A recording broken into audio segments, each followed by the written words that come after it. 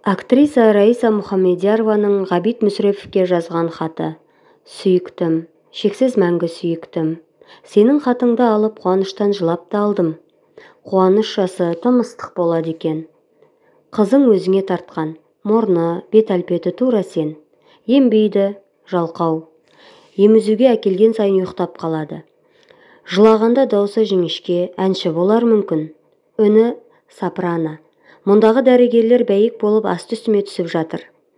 Мен ұл күтіп едім десем, олар жоқ, мына қыз әкесіне тартқан, ұлдан да артық болады дейді. Екеуміз ұл болса деп ойлаушы едік. Ол тілегіміз Құдайдың құлағына жетпесе керек. Ештеңе емес, баланың бәрі бір ғой. Енді сенде екі қара қыз болды.